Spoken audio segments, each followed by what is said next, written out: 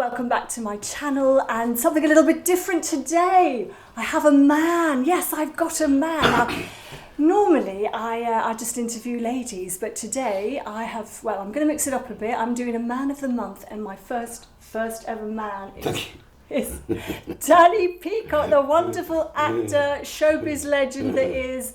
Danny, thank you so much. My for pleasure, joining Yvette. me. Thank My you. Dan's actually given me a few gigs in the past.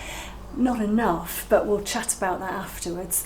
Danny Peacock, Yeah. you have been in everything. If I take you back to say, really way back in your youth, Party Party, Yes. which was a film that you wrote. Yeah. Did you part direct that? No. No, that came about. I remember I had one of my first flats. I think I was about 20, something like that, 20, yeah, about 2021. Mm-hmm. And it was I'd written a play called Nothing to Do with Toothpaste, which was on at the Leicester Haymarket. Right. But it had taken me 3 years to write this play, and I remember earning £800 out of it. And I was thinking, I'm really not going to write another play and make 800 quid, so I'm going to write something which I might get going and try to make a bit more money.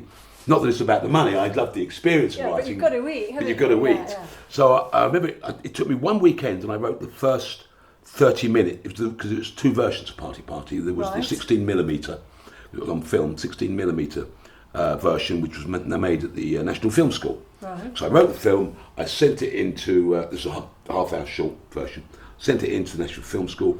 The guy called Terry Windsor said, I love this, I'll make this as for my course. We made the film, and it came out really well. And then Clive Parsons, Davina Belling, producers at the time, got involved and said, we can make this into a feature, we can raise the money.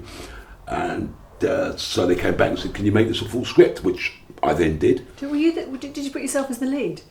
No, as I was writing it, I thought, I want to play this part. Yeah. But I've done this a lot. I mean, over the years, various things I've written a part, not for myself, but one that I'm most comfortable with my rhythms, if you will, the way I speak, the way when I'm visualising it, I'm seeing myself say it. Right. And then what happens is, BBC, for example, will say, yes, we want to make this show, but you're not going to fucking be in it. So, right. So we like the script, but we don't like you. No, it's not quite as bad as that. But Did Virgin put the money up for this? no, for Party Party, no, it was, I think, something like A&M Records, wasn't it? Something like that. It was a record company, yeah.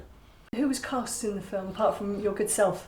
Gary Olsen, Right. great pal of mine. Caroline Quinton. She because she seems to be she was a great. Sweetheart. Well, she was in my play in Leicester Haymarket. Ah, right. So Yeah. you go back. Yeah, we went back before that, and also I worked with her doing a play at the Royal Court, so I knew Caroline quite well, and actually I did kind of write the part for her. She wasn't the Caroline Quinton we know now. She was sort of still very lovely, Caroline, but Was she known then? No.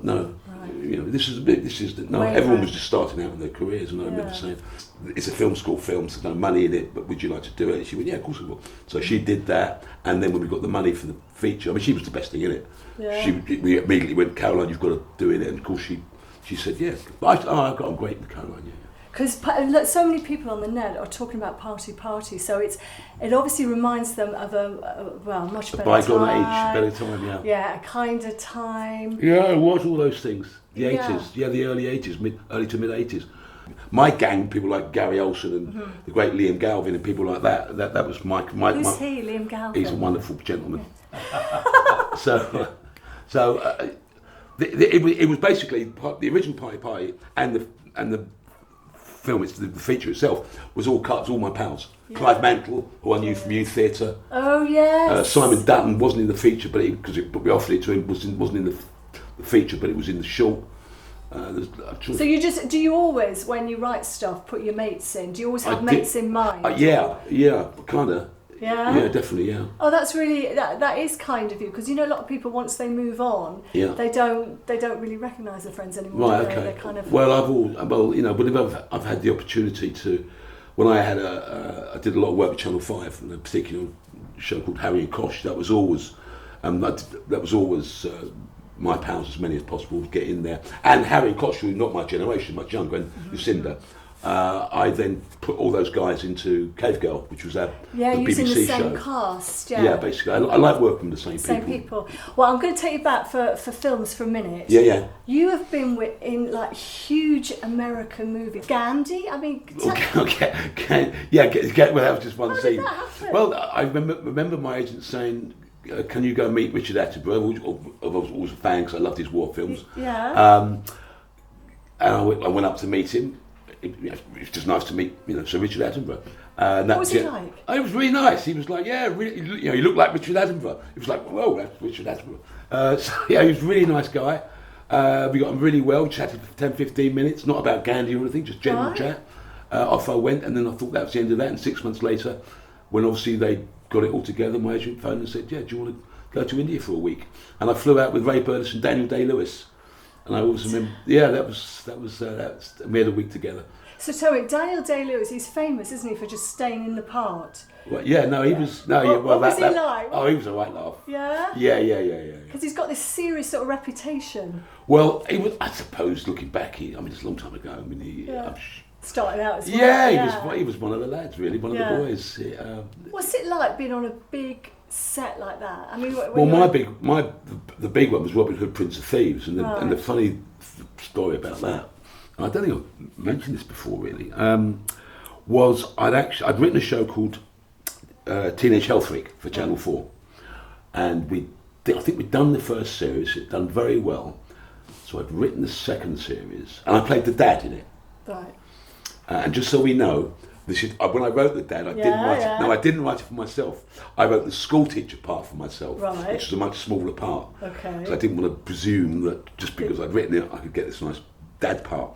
It was the director, Metin Hussain, said, Dan, would you mind playing the dad? And I remember being really chuffed, but at the same time being like, hang on, I'm too young to be a dad back then. Yeah. What are you talking about? So they stuck some sideburns on me, and I kind of looked a bit more dad-like. The point being, though, is that we're about to do the second series of Teenage Health Freak, and my agent phoned up and said, they're making a film with Kevin Costner, Robin Hood, Prince of Thieves, will you go and meet the director? I went, yeah. When are the dates? Sorry. That's right. When are the dates? They said, well, these are the dates, 1 of June, whenever. I said, no, I can't do it because there's no point in meeting the director, Kevin Reynolds, because I'm doing second series of Teenage Health Freak, which I've got to do. I wrote it and I love it and I'm passionate about it. And she went, well, there's a lot of money. I went, I don't care about the money. Right. I'm doing my show. So she went, we'll just go and meet the director. And I was doing something at the BBC at the time, and I said, all right, look, what I'll do is I'll go and meet the director, because I didn't want the job. Seriously, Why didn't you want it? Because I was doing the dates would have clashed with Teenage Health Freak. Okay. So there was no way was I not going to do Teenage Health Freak. Right. And the dates clashed with Robin Hood, so I said there's no point in me meeting the director. My agent insisted, so I went, fine, to appease her, I went, fine. But I'm going to want a big old jag to pick me up, take me to Shepperton, meet the director. I'll be in there for 5 minutes. I'm getting back in the jag, and then taking me home. I was trying to be, and I'm not a difficult person. I'll do anything I'll do anything for the director, anything for the writer, anything for the show. But for me, there was no point in meeting the lovely director because you couldn't do the job. I couldn't do the job. Yeah, What's the point? Yeah. So, and I really didn't want them to offer me the job, right. to give me the job. So I did the BBC. I did my it was a sketch show. I did my sketches, right. Went to the bar, right. and got as drunk as I possibly could. I was going to say, did you have an attitude? Yeah, I did. You see. Yeah. Got as drunk as I could, as quickly as I could. Right. There was the jag. They took me to Shepperton. I drank on the way, got there, and they went. I said, I'm here to see the director of the Prince of Thieves. Oh yeah, come on this way, Daniel, this way. So I was a bit quick, and I went up the stairs. And I went, and they went. And I said, reeking of yeah, booze. And they said, hi, Dan. I went, yeah, it's me, it's Dan. And the guy tell you went, I like this attitude. You want the job? I went, no, what? No. I'd literally just walked to the door. I'm steaming. I'm trying to be as awful as possible. Yeah.